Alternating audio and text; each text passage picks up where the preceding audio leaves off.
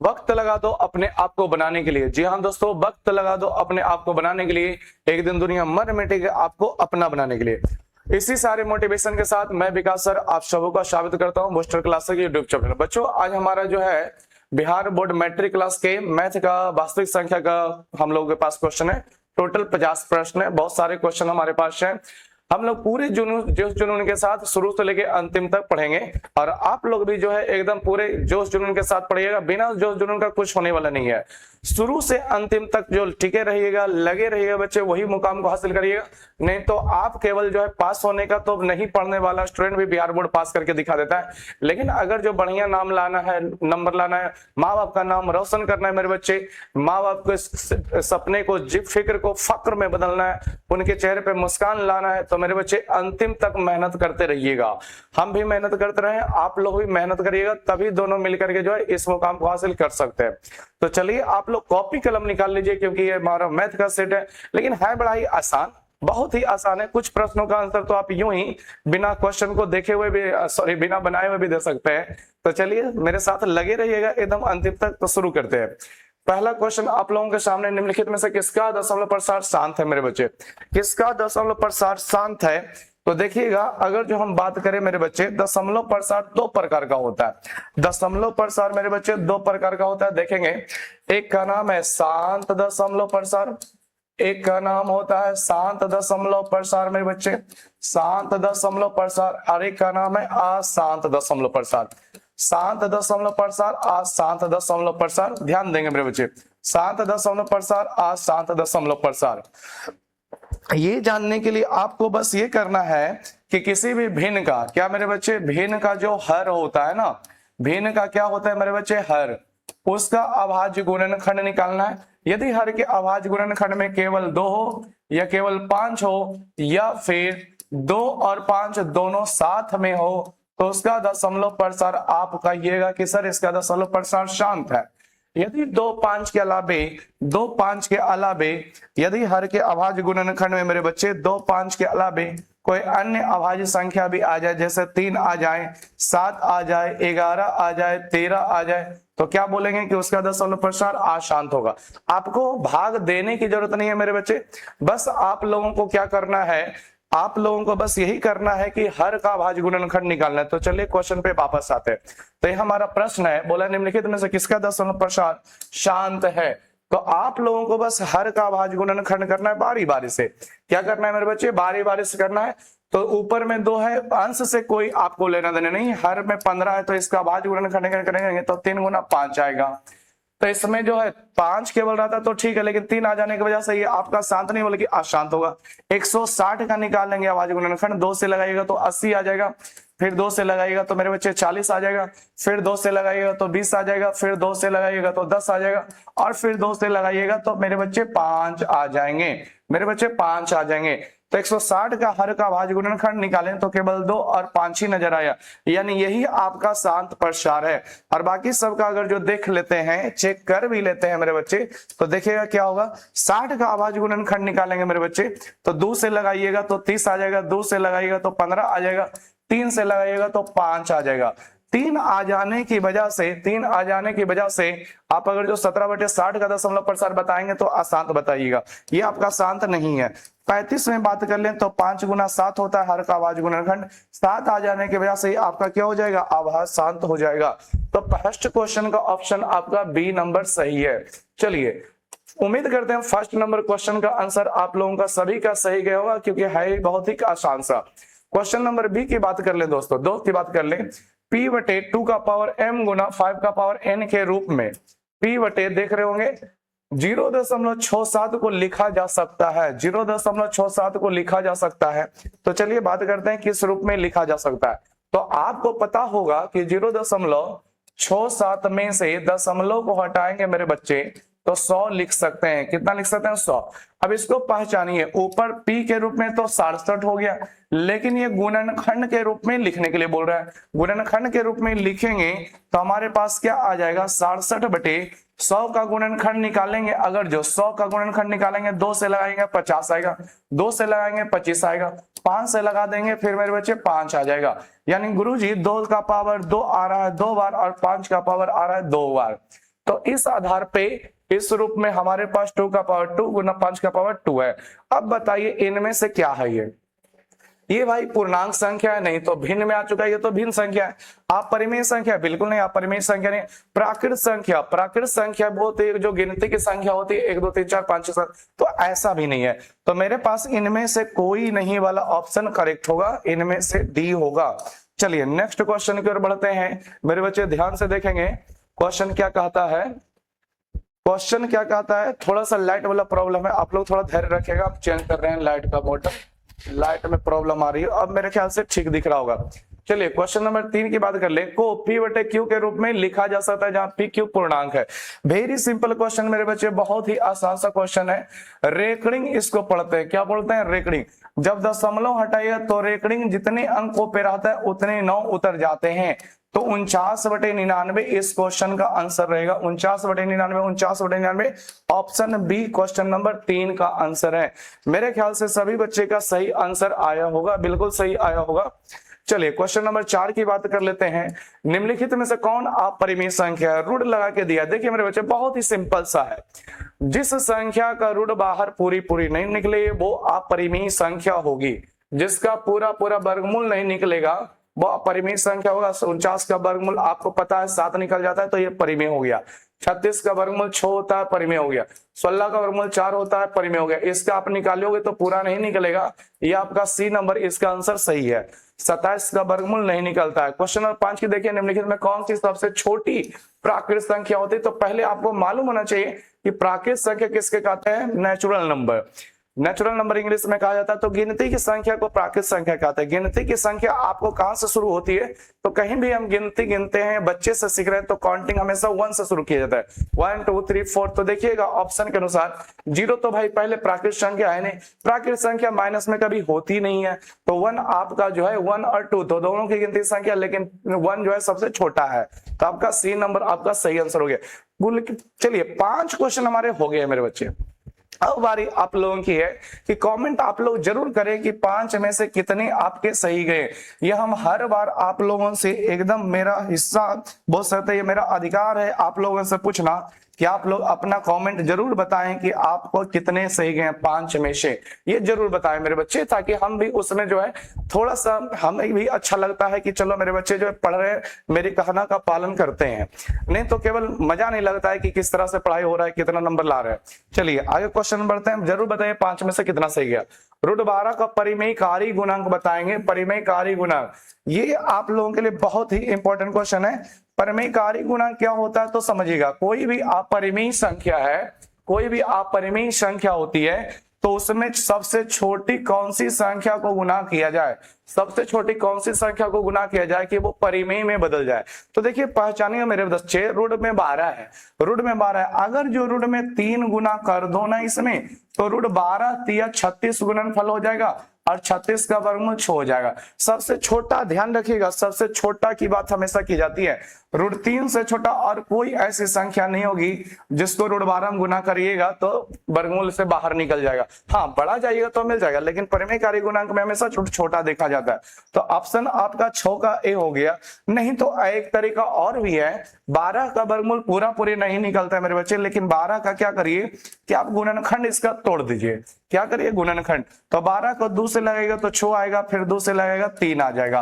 तो आप लोग जानते होंगे कि क्या होता है, जोड़ा लगता है तो वर्गमूल से क्या हो जाता है बाहर। तो 2 का जोड़ा लग रहा है, 2 हो जाएगा बाहर, 3 रह जाएगा रूट में। तो 2 रूट 3। अब इसमें कितना से गुना करिएगा, तो बस ये जो रूट के अंदर है वही आपका गुणनफल किया जाएगा। परिमेयकारी गुणांक इसका रूट 3 मिलेगा जो इसको परिमेय में बदल देगा। तो यहां से भी पकड़ा रहा है आपका रूट 3 ही आएगा। चलिए मेरे बच्चे, बहुत सारे बच्चे का विद्यार्थियों का सही आंसर गया होगा। नेक्स्ट क्वेश्चन नंबर 64 के अभाज्य गुणनखंड में 2 का घातांक बताइए। बहुत फेमस क्वेश्चन है मेरे बच्चे, बहुत फेमस क्वेश्चन है 64 के अभाज्य गुणनखंड में। तो आपको क्या करना है, पहले 64 का अभाज्य गुणनखंड निकाल लेना है। तो ये सब प्रश्न जो बहुत ही आसान होता है, मन में ये सब करिए।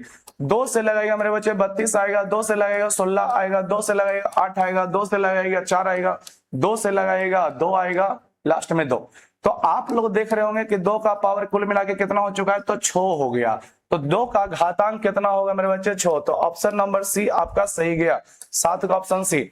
यदि पी और क्यू 2 अभाज्य संख्याएं हैं तो उनका मासा बताइए क्या होगा। ध्यान रखिएगा मेरे बच्चे, मासा याद रखिएगा इस पॉइंट को, 2 अभाज्य संख्याओं का, या फिर डायरेक्ट याद रखिएगा अभाज्य संख्याओं का, 2 गो रहे 3 गो रहे, अभाज्य संख्या कितनी भी रहे, अभाज्य संख्याओं का मेरे बच्चे, किसका, अभाज्य संख्याओं का, किसका मेरे बच्चे, अभाज्य संख्याओं का मासा हमेशा एक होता है। अभाज्य संख्याओं का मासा यानी कि HCF, हाईएस्ट कॉमन फैक्टर, हमेशा एक होता है मेरे बच्चे। अंतिम तक वीडियो जरूर देखते रहिएगा, हमेशा एक होता है। हम बहुत सारी चीजें आपको बताएंगे, और अगर जो पहले से जानते हैं तो आपको बहुत सारा चीज हम रिवीजन करवाएंगे।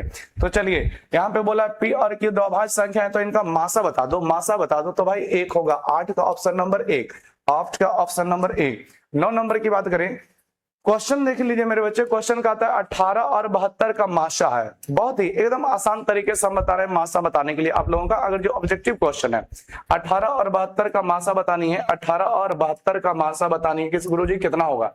तो देखिए, मासा कहते किसको है, मासा पहले समझ लीजिएगा परिभाषा, तो बिना बनाए आप लोग बस सोचिएगा मिल जाएगा। इंग्लिश होता है हाईएस्ट कॉमन फैक्टर, हाईएस्ट मतलब सबसे बड़ी होती है, हाईएस्ट मतलब क्या होता है, सबसे बड़ी, या महत्तम इसको हम बोलते हैं, इसका मतलब भी बड़ी होती है, समाप बढ़ते। ये कहता है वह सबसे बड़ी से बड़ी संख्या, वह का सबसे बड़ी से बड़ी संख्या जो दी गई प्रत्येक संख्या को पूरी तरह से विभाजित कर देता है, वह उन दी गई संख्याओं का मासा कहलाता है। फिर से सुने मेरे बच्चे, मासा जाननी है तो मासा का परिभाषा क्या होता है, वह सबसे बड़ी संख्या जिससे 18 भी कटे 72 भी कटे, वही आपका मासा होगा। तो देखिएगा ऑप्शन ए में, तो वह आपका 18 ही तो है, जिससे 18 भी कटता है 72 भी कटता है, ठीक है। सबसे बड़ी संख्या आपका 18 होगा, जिससे 18 भी कटेगा 72 भी कटेगा, तो इसका मासा आपका ए हो जाएगा, 18 हो जाएगा, जो कि ऑप्शन ए में है।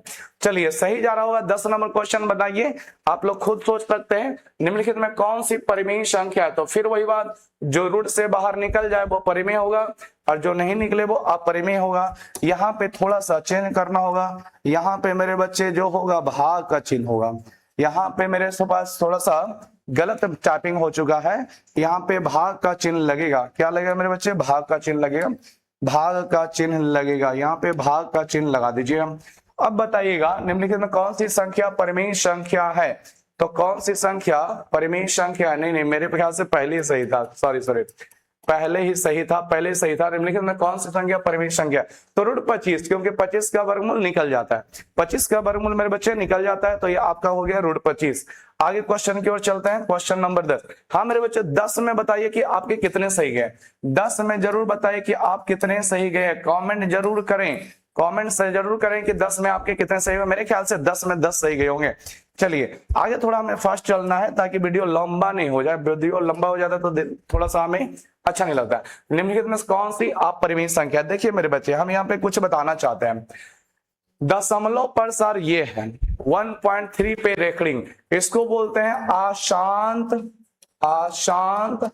आवर्ती दशमलव प्रसार, अशांत आवर्ती, या इसी को बोला जाता है पुनरावृत्ति, इसी को बोला जाता है मेरे बच्चे पुनरावृत्ति दशमलव प्रसार, पुनरावृत्ति दशमलव प्रसार, अशांत दशमलव प्रसार इसको कहा जाता है, पुनरावृत्ति दशमलव प्रसार भी कहा जाता है।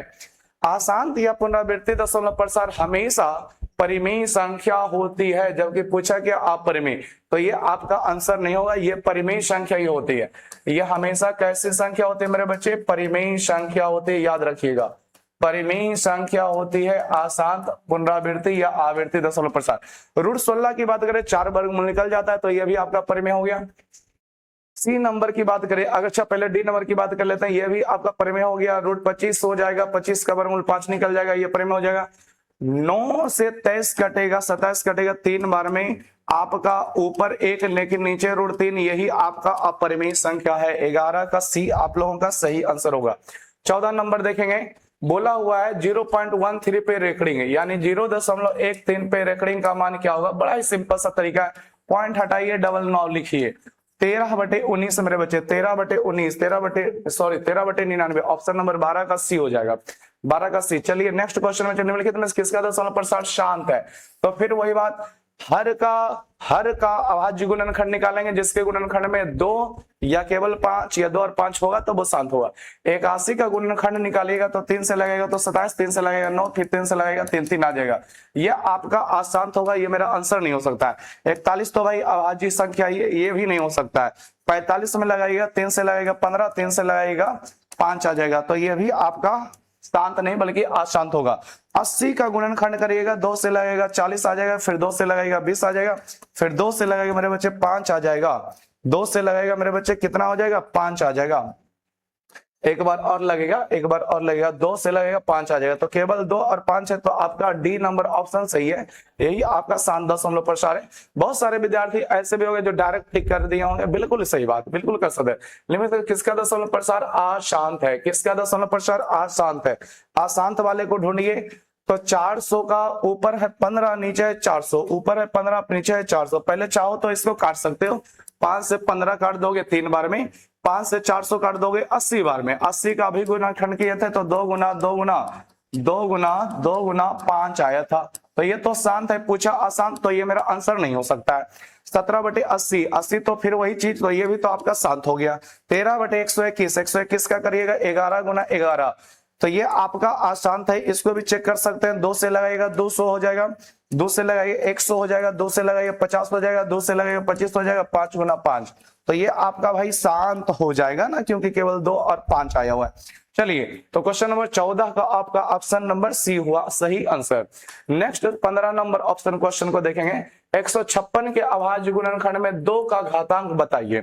156 के अभाज्य गुणनखंड में, ये सब एकदम इजी क्वेश्चन होता है बच्चों। ये सब में नहीं फायदा उठाएगा तो आप किसी भी सब्जेक्ट में फायदा नहीं उठा सकते, मैथ के किसी भी क्वेश्चन में बढ़िया फायदा नहीं उठा सकते।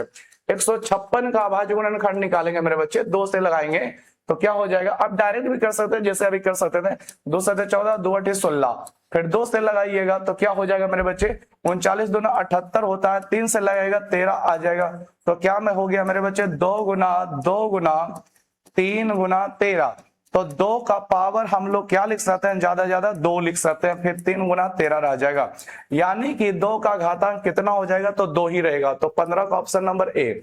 नेक्स्ट 15 हमें जरूर बताइए कि आपका 15 में कितना सही गया है। नेक्स्ट हम लोग चलते हैं 16 नंबर क्वेश्चन। 2 धन पूर्णांकों ए और बी के लिए मासा ए और बी गुना लासा ए और बी बटे ए बी का मान कितना होगा। तो ऐसे प्रश्नों का आंसर ऑप्शन ए होता है, ऐसे प्रश्नों का ऑप्शन ए होता है। चलिए आप लोगों को दिखाते हैं कि ये कैसे होता है, ध्यान से देखेंगे मेरे बच्चे। हमें पता है एक थ्योरी चलता है आप लोगों का कि पहली संख्या क्या चलता है मेरे बच्चे, पहली संख्या, या फिर इधर से ले ले, क्या चलता है लाशा, क्या चलता है लाशा गुना मासा बराबर, लाशा गुना मासा बराबर पहली संख्या गुना दूसरी संख्या चलता है, पहली संख्या गुना दूसरी संख्या चलता है मेरे बच्चे, पहली संख्या गुना दूसरी संख्या। बोलिए, बिल्कुल मालूम होगा, पहली संख्या गुना दूसरी संख्या। अगर लाशा आपको लेना है, ए और बी ना दिया था, तो लाशा आपको चाहिए मेरे बच्चे ए और बी, लाशा चाहिए ए और बी का, लाशा चाहिए किसका, ए और बी का, और मासा भी चाहिए ए और बी का। तो ये भाई साहब तो ऐसे ही रह जाएगा, मासा चाहिए ए और बी का, पहली संख्या के रूप में आपका हो गया ए, दूसरी संख्या के रूप में हो गया बी, इसको हम एक साथ लिख सकते हैं ए बी।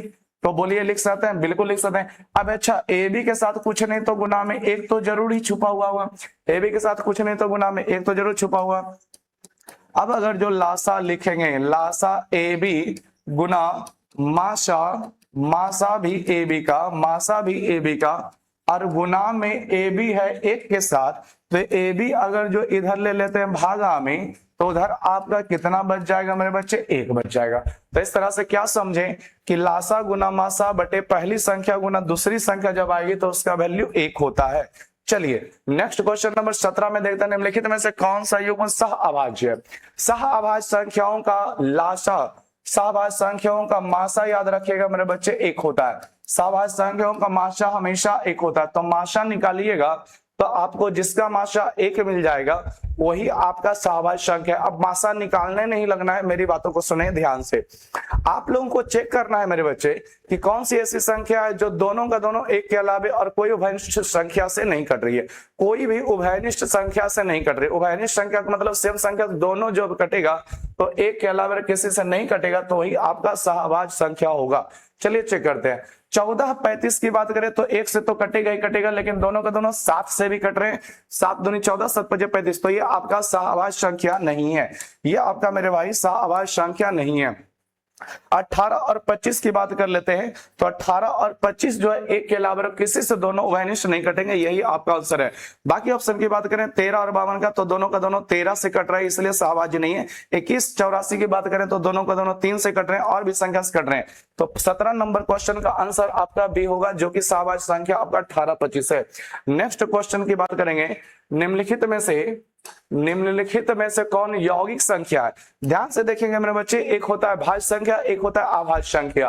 तो यौगिक संख्या किसे कहते हैं, तो जो भाज्य संख्या है ना मेरे बच्चे, भाज्य संख्या है। कौन सी संख्या है, भाज्य संख्या, जिसको इंग्लिश में बोलते हैं कंपोजिट नंबर।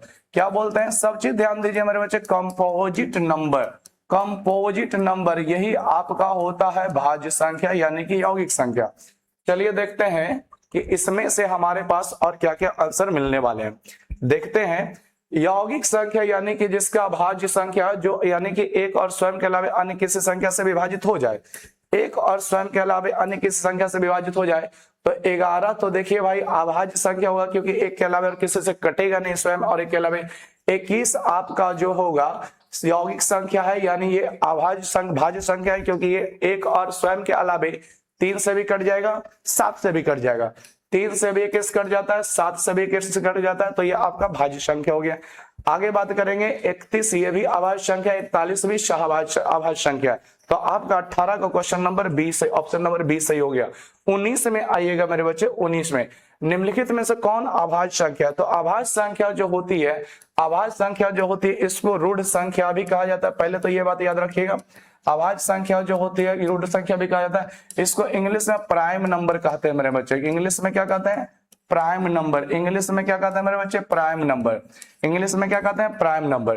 प्राइम नंबर अब ये वैसे संख्या होती है जो एक और स्वयं के अलावे और किसी से विभाजित नहीं होती है। जो एक और स्वयं के अलावे, तो खोजिएगा जो एक और स्वयं के अलावे और किसी से ना कटे, वही आपका अभाज्य संख्या होगा। 33 की बात करें तो ये खुद एक और स्वयं के अलावे 3 से भी कट जाएगा और मेरे बच्चे 11 से भी कट जाएगा, तो ये तो आपका भाज्य हो गया। हमें खोजना है अभाज्य। 39 की बात करें तो ये 3 से भी कटेगा और 13 से भी कटेगा, ये भी आपका भाज्य हो गया। 38 की बात करें तो 19 से भी कटेगा, 2 से भी कटेगा, ये भी हो गया भाज्य। आपका 31 एक और स्वयं के अलावे और किसी से नहीं कटेगा, ये 31 नंबर आपका अभाज्य संख्या है। आप लोग जो है परिभाषा नहीं भी जानते होंगे या फिर तो आप लोग ऑप्शन देख करके डायरेक्ट आंसर टिक लगा देते हैं। मैं तो इतना तो भरोसा है कि 10th क्लास के बच्चे इतना बहुत आसानी से कर लेते हैं। क्वेश्चन नंबर 20 देख लेते हैं मेरे बच्चे क्या कहता है। क्वेश्चन बहुत ही आसान सा क्वेश्चन है, इसके बारे में बेसिक कॉन्सेप्ट आपका पता ही होगा ऑलरेडी, मेरे ख्याल से सभी बच्चे जानते होंगे। दो संख्याओं का मासा दे रखा है 27, लासा दे रखा है 162, एक संख्या दे रखा है 54, तो बताइए दूसरी संख्या क्या है। ये इस कॉन्सेप्ट पर बनेगा मेरे बच्चे कि पहली संख्या गुना दूसरी संख्या बराबर लासा गुना मासा होता है। तो चलिए बनाना शुरू करते हैं। आप लोग, मेरे उम्मीद से आप लोग आंसर खोज भी लिए होंगे। पहली संख्या आप लोगों का 54 है गुना दूसरी संख्या पता नहीं है, तो x डाल दीजिए, जो नहीं पता है ना उसकी जगह पे x डाल दीजिए, बराबर लासा गुना मासा। लासा की बात करेंगे 162, मासा की बात करेंगे मेरे बच्चे 27। अब आप इसको काटा पीटी करिए, आपका आंसर आपके हाथों में आ जाएगा। 27 से काटिएगा 54 को तो 27 गुना 54 हो गया। अब 2 से काटिएगा 162 को तो 81। आपके पास x का मान है 81, यानी दूसरी संख्या मेरे बच्चे 81 होगा। खोजो कहाँ है 81, ऑप्शन नंबर डी पड़ा। 20 का डी के बाद 21 में आइए, जरूर बताइए कि 20 में से कितने प्रश्न आपके सही हुए। मासा की बात कर लेते हैं मेरे बच्चे। तो मासा वह संख्या होती है जो दी गई प्रत्येक संख्या को पूरी तरह से विभाजित कर देती है। तो देखिए किससे, तीनों के तीनों 12 15 21, तो 3 से 12 15 21 तीनों कट रहा है, तो 21 का ऑप्शन नंबर ए आपका सही होगा। 22 नंबर क्वेश्चन की बात करें, निम्नलिखित में से कौन अपरिमेय संख्या नहीं है। अपरिमेय संख्या है पूछता तो जिसका वर्गमूल नहीं निकलता वो अपरिमेय संख्या होता।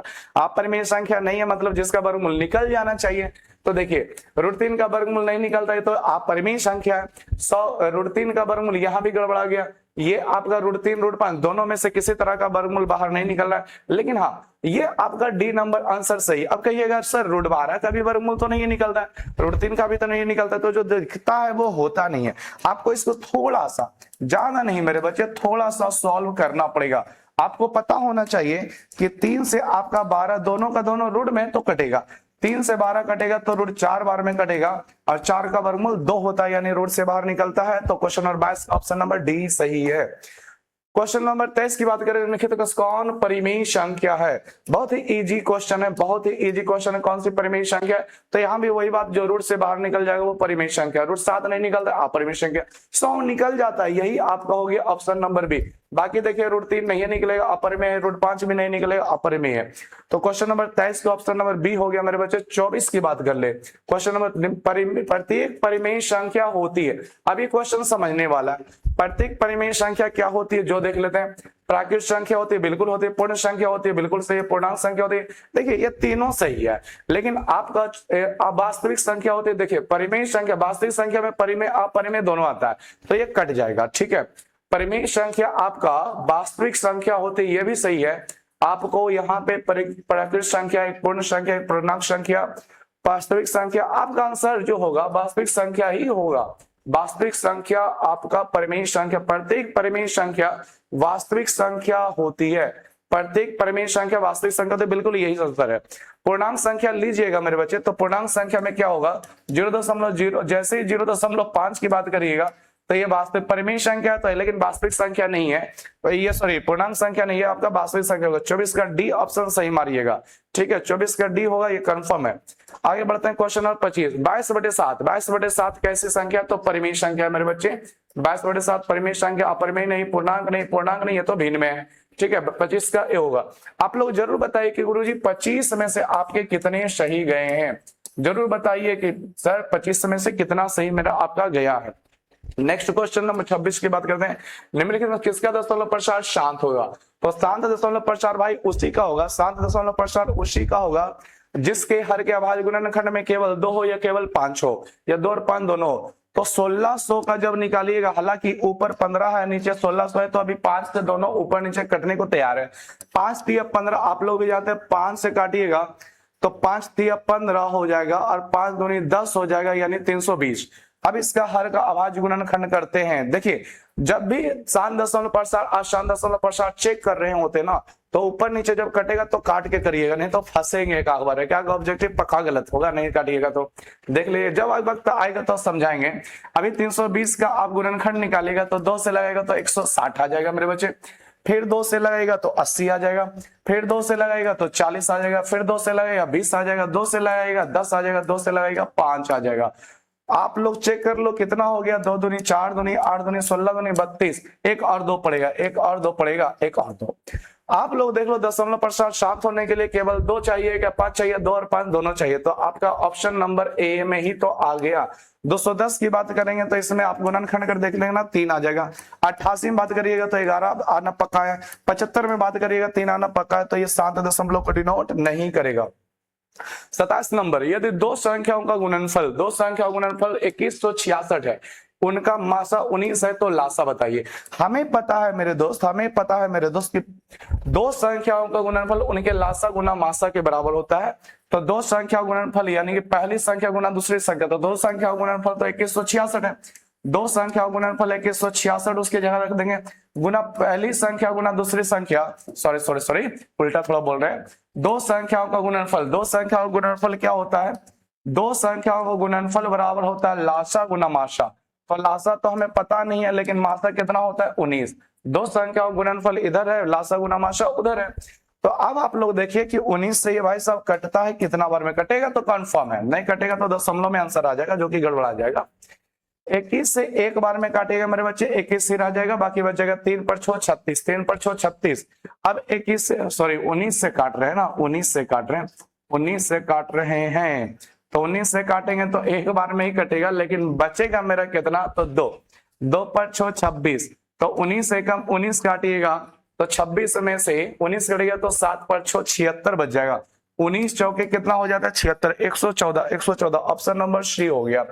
28 नंबर क्वेश्चन की बात करें, हम थोड़ा ज्यादा ही फास्ट बोल दे रहे हैं इसीलिए गड़बड़ा जाते हैं। 28 नंबर देखिए बहुत ही आसान है, आप लोग समझ सकते हैं। जिज्ञासा मेरा कितना है, ए बराबर इतना और बी बराबर इतना का लासा बताई दो। लासा बताने के लिए देखिए ये अभाज्य गुणनखंड के रूप में दिया है, तो लासा में क्या होता है, उभयनिष्ठ गुणनखंड के सबसे बड़ी घात वाली संख्या और शेष बची संख्या सभी को लेना होता है। तो उभयनिष्ठ में आपका 2 यहाँ भी है, 2 यहाँ भी है, बड़ी घात कितना, 2 का पावर 3 की 2 का पावर 4, तो 2 का पावर 4 लेंगे, गुना शेष बची संख्या 3 है लेकिन वहां पे 3 है उसको भी ले लीजिएगा, 5 उभयनिष्ठ है तो 5 भी लिया जाएगा मेरे बच्चे, और गुना में आपका 7 लिया जाएगा। तो इसको गुना करके वैल्यू निकालते हैं, 2 का पावर 4 आपको 16 दे देगा, 16 तो 48 हो जाएगा, 48 गुना 5 करेगा तो मेरे बच्चे 240 होगा, 48 गुना 5 करेगा 240 होगा, गुना 7 होगा। आप लोग इसको चेक करोगे, 7 चौके 28 हो गया, 7 दूनी 14 2 16 हो गया, 1680 ऑप्शन नंबर डी। इसी तरह से आप लोग गुना उना करिए, फास्ट कर पाइएगा। 29 नंबर आगे हैं, यदि एक धनात्मक पूर्णांक डैश है तो एक धनात्मक पूर्णांक है तो धनात्मक विषम पूर्णांक का रूप होगा। यहाँ पे कुछ छूटा हुआ, यदि एक धनात्मक पूर्णांक m है, m यहाँ पे देना चाहिए था, तो धनात्मक पूर्णांक के रूप में विषम बताइए कौन रूप में होता है। 4m + 2 आ गया तो +2 हो गया तो ये सम संख्या हो गया, हमें +4 सम संख्या हो गया, +1 रहे, +3 रहे, +5 रहे, ये भी सम संख्या होगा। 29 का ऑप्शन नंबर सी। 30 में आइए, यदि a और b अभाज्य संख्या है तो इनका लासा क्या होगा, सुनिएगा। अभाज्य संख्याओं का मासा हमेशा 1 होता है मेरे बच्चे, अभाज्य संख्याओं का मासा हमेशा 1 होता है, लेकिन लासा की बात करेंगे, लासा की बात करें तो उनका गुणनफल ही लासा बन जाता है। तो a और b है तो गुणनफल a b ही इनका लासा बन जाएगा, ऑप्शन नंबर सी। 30 का ऑप्शन नंबर सी हो गया। 31 45 और 60 का मासा, तो मासा में वो संख्या ढूंढिए ना जिससे दी गई प्रत्येक संख्या आसानी से कट जाए। तो कौन सी संख्या ऐसा है जिससे 45 भी कटेगा और 60 भी कटेगा, तो 15। देखिए बड़ी से बड़ी संख्या ढूंढनी होती है, बड़ी से बड़ी संख्या, तो सबसे बड़ी संख्या 45 से 45 से 45 तो कट जाएगा, लेकिन 60 नहीं कटेगा, 45 से मेरा भाषा नहीं हो सकता है। इससे छोटा में देखेंगे तो 15 है, 15 ही आपका जो होगा मासा होगा। कटने को तो दोनों भाई साहब 3 से भी कटेंगे, 1 से भी कटेंगे, लेकिन 3 और 1 से बड़ा 15 से जब कट रहा है तो मासा इसका 31 का डी 15 हो जाएगा। 32 नंबर, एक अशून्य परिमेय, एक शून्य अशून्य परिमेय मतलब एक ऐसी परिमेय संख्या लेना, बस शून्य को छोड़कर कोई भी परिमेय संख्या ले लीजिए, और एक अपरिमेय संख्या का गुणनफल। एक अशून्य परिमेय जैसे कि 2, एक अशून्य परिमेय, अपरिमेय संख्या जैसे कि √3 ले लिए, अब इसका गुणनफल करिएगा तो मेरे बच्चे 2√3 आएगा। अब आपको बताना है कि ये कैसी संख्या है, तो ये संख्या हमारा जो होगा अपरिमेय संख्या होगा। तो ऑप्शन नंबर बी, ध्यान रखिएगा, एक परिमेय और एक अपरिमेय का गुणनफल अपरिमेय ही होता है, लेकिन परिमेय के रूप में शून्य नहीं रहना चाहिए। चलिए क्वेश्चन नंबर 33 हो गया, 144 के अभाज्य गुणनखंड में 2 का घात बताइए, एकदम आसान सा है। 144 का अभाज्य गुणनखंड निकाल लीजिए, 144 का अभाज्य गुणनखंड निकालेगा तो पहले 2 से लगा लीजिए भाई, 72 बार में कट जाएगा। 2 से फिर से लगाइएगा तो आपका 36 आ जाएगा, 2 से लगाइएगा भाई 18 आ जाएगा, 2 से लगाइएगा 9 आ जाएगा, फिर 3 गुना 3 आएगा, तो 1 2 3 4, तो 2 का पावर 4 कुल मिला के बनेगा मेरे भाई, 2 का पावर 4 4 4, तो इसमें 2 का घात 4 आएगा, जो कि ऑप्शन नंबर सी हो गया। निम्नलिखित 34 नंबर देखेंगे, निम्नलिखित में से कौन सा परिमेय संख्या है, कौन सा परिमेय संख्या ये बताइए। तो रूट से जो बाहर निकल जाएंगे वो परिमेय संख्या, रूट से जो बाहर निकल जाएंगे परिमेय संख्या, तो ऑप्शन ए है मेरे बच्चे, ये आपका परिमेय संख्या है। इसको चेक करिएगा, नहीं निकलेगी तो आप परिमेय संख्या 32 भी नहीं निकलता है। 50 से 500 हालांकि कटेगा तो ऊपर 1 नीचे √10 बच जाएगा, ये भी आपका अपरिमेय संख्या हो जाएगा। तो कोई अपरिमेय, सब अपरिमेय, केवल ए जो हो गया बाहर निकलने की वजह से परिमेय होगा, 100 का वर्गमूल निकल जाता है। ये एकदम का आसान क्वेश्चन है। दुनिया की कोई भी संख्या रहे मेरे बच्चे, उसका पावर अगर जो 0 होता है तो उसका वैल्यू 1 होता है। तो इस आधार पे आपका क्या होगा, 8 का पावर 0 इसका मान 1, 2 का पावर 0 इसका भी मान 1, 1 गुना 1 इसका भी मान 1, तो मेरे बच्चे बी हो जाएगा। 35 का बी मेरे ख्याल से सही मारे होंगे। 36 0.7 पे रेकडिंग, तो 7 पे रेकडिंग, रेकडिंग हटेगा तो जितने पे रेकडिंग उतने 9 उतरेंगे, तो 7/9 आपका आंसर होगा। 7/9 ऑप्शन ए हो गया। 36 का ऑप्शन ए हो गया मेरे बच्चे। 37 नंबर आएंगे, निम्नलिखित में से किसका दशमलव प्रसार अशांत है। अशांत होने के लिए अभाज्य गुणनखंड में 2 या 5 के अलावे कोई अन्य अभाज्य संख्या आपका जैसे 3 हो जाना चाहिए, 7 हो जाना चाहिए, 11 होना चाहिए, 13 होना चाहिए, 2 और 5 के अलावे कोई और हो जाना चाहिए, बस वो अशांत रहेगा। देखिए 50 का अभाज्य गुणनखंड करिएगा तो 2 से लगाएगा, फिर 25 तो 5 गुना 5, 2 और 5 है तो ये आपका शांत होगा, तो ये मेरा अशांत नहीं हो पाएगा, अशांत वाला आंसर आपका सही होगा। आगे देखिए 243, इसमें आप लोग देखिएगा 1600, ये देखिए आपका ये सभी जो है शांत है, और 243 का निकालिएगा मेरे बच्चे तो 3 से लगाएंगे तो मिल जाएगा 81, 3 से लगाएंगे तो मिल जाएगा 27, 3 से लगाएंगे तो मिल जाएगा 9। आप लोग देखो 3 3 3 5 बार, यानी केवल 3 आ गया तब भी आपका अशांति हो गया, बाकी सब शांत है। क्वेश्चन नंबर 38 की बात कर ले मेरे बच्चे, निम्नलिखित में से कौन अभाज्य संख्या है? तो अभाज्य संख्या को बोलते हैं मेरे बच्चे, बार बार हम याद दिला रहे हैं, रूढ़ संख्या। इसको बोलते हैं क्या? Prime number. इसको क्या बोलते हैं? Prime number. इसको क्या बोलते हैं मेरे बच्चे? Prime number. आप लोग याद रखिएगा, अभाज्य संख्या यानी कि रूढ़ संख्या वो संख्या होती है जो एक और स्वयं के अलावे और किसी से विभाजित नहीं होती है। एक और स्वयं के अलावे और किसी से विभाजित नहीं होती है। 15, 23, 12, 75, तो आपका 23 आंसर होगा। 38 का भी हो गया। 39 में है 2, 10, 20। 2, 10, 20 के लाशा और माशा का अनुपात।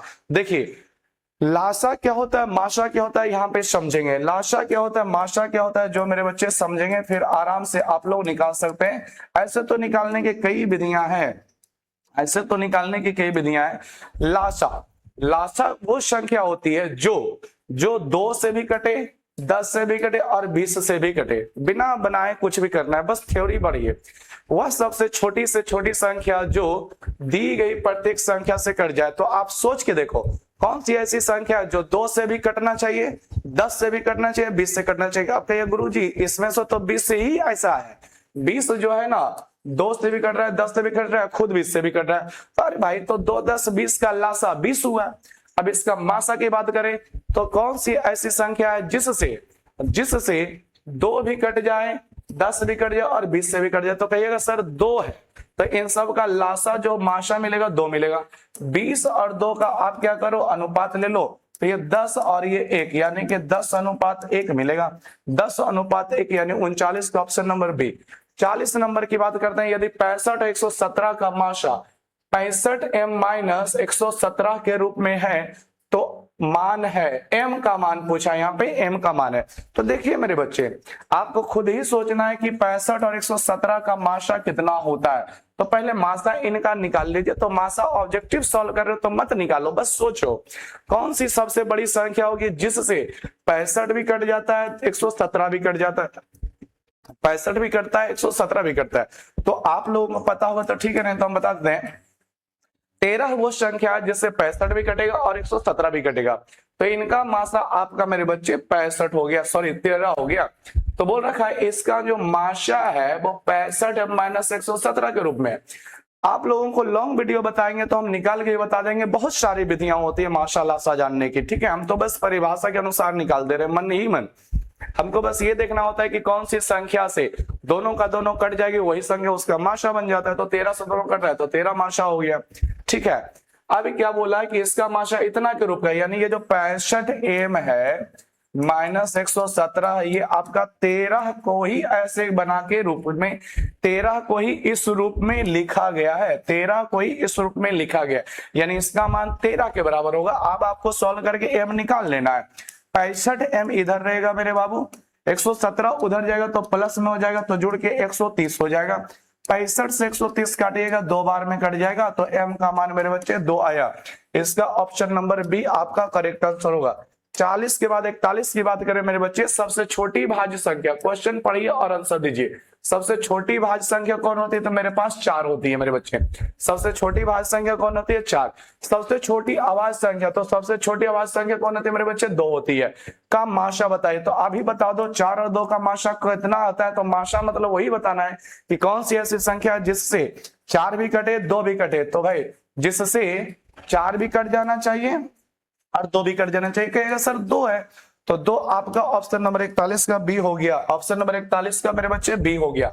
क्वेश्चन नंबर 42 में चलते हैं। क्वेश्चन नंबर 42, निम्नलिखित में कौन परिमेय संख्या है? बस वही बात, जिसका रूट से बाहर निकल गया वो परिमेय संख्या। देखिए रूट 3 नहीं निकलेगा, रूट 3 आपका अपरिमेय संख्या होना चाहिए, रूट 5 आपका अपरिमेय होगा।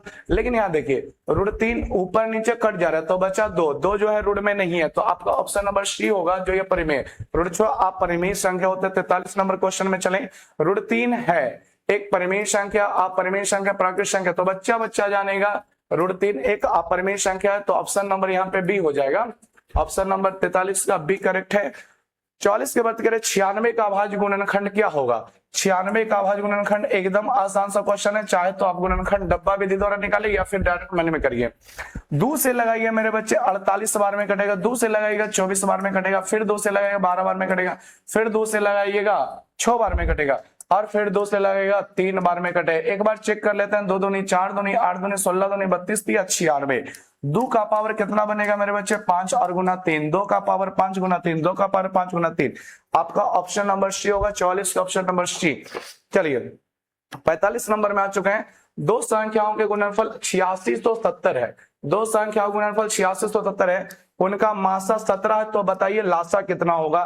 तो ये कॉन्सेप्ट होता है कि पहली संख्या गुना दूसरी संख्या अर्थात दो संख्या गुणनफल बराबर होता है लासा गुना मासा। तो पहली संख्या दूसरी संख्या यानी कि दो संख्या गुणनफल 8670 हो गया बराबर लासा गुना मासा। तो लासा का मान पता नहीं, गुना मासा का मान कितना होता है 17। अब क्या करिएगा आप लोग 17 से इसको भागा लगाइएगा, 17 से भागा लगाइए, 17 पचे 85, 17 एकम 17 तो कट गया लेकिन 0 बच गया, तो x का मान 570। जो भाई साहब को नहीं पता तो वो धीरज धरेंगे, हम जब बताएंगे लॉन्ग क्वेश्चन तो सभी तरह के क्वेश्चन डील करेंगे। 45 का ऑप्शन नंबर डी।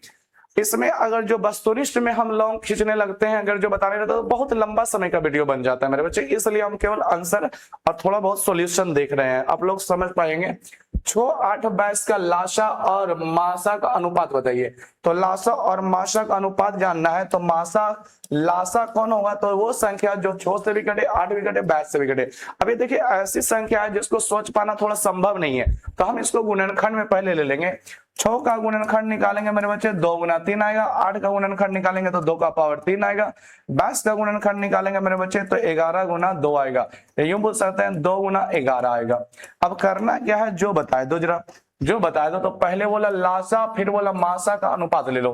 तो लासा में क्या कहता है कि अभाज्य गुणनखंड में जो उभयनिष्ठ है, उभयनिष्ठ जो अर्थात तीनों में जो उभयनिष्ठ है उसकी बड़ी घात वाला लीजिए। ऊपर आपको लेना है पहले लासा, तो बड़ी घात वाला हो गया 2 का पावर 3। फिर जो उभयनिष्ठ नहीं है वो सबको भी ले लेना है। तो उभयनिष्ठ आपका 3 नहीं है और 11 नहीं, ये सबको भी ले लीजिए। अनुपात निकालना है तो अनुपात का चिन्ह मतलब बटे, फिर मासा का मान डालना है। मासा में क्या होता है जो उभयनिष्ठ है उसकी छोटी घात वाली संख्या। तो उभयनिष्ठ आपका 2 है तो छोटा घात वाला यहाँ पे पावर 1, यहाँ पे पावर 1, तो 2 ही तो आपका रह जाएगा। 2 से 2 का क्यों काटिएगा तो 2 का स्क्वायर बच जाएगा। 2 का स्क्वायर का मान 4 होता है, 11 तिया 33 हो गया, 4 तिया 12, 1 13, 132 आ गया, 132 132। ऑप्शन नंबर 46 का ए हुआ मेरे बच्चे। 47 5005 के कितने अभाज्य गुणनखंड है, 5005 के कितने अभाज्य गुणनखंड है। तो चलिए अभाज्य गुणनखंड आपको निकालना पड़ेगा। 5005 के कितने अभाज्य गुणनखंड है, तो अभाज्य गुणनखंड का आपको निकालना पड़ेगा। पहले मेरे बच्चे 5 से लगाएंगे तो 1001 आ जाएगा, 1001 आ जाएगा। अब इसको सोच के देखिए 6 से तो कटने वाला है नहीं, 7 से कटेगा क्या, सोचिए जरा।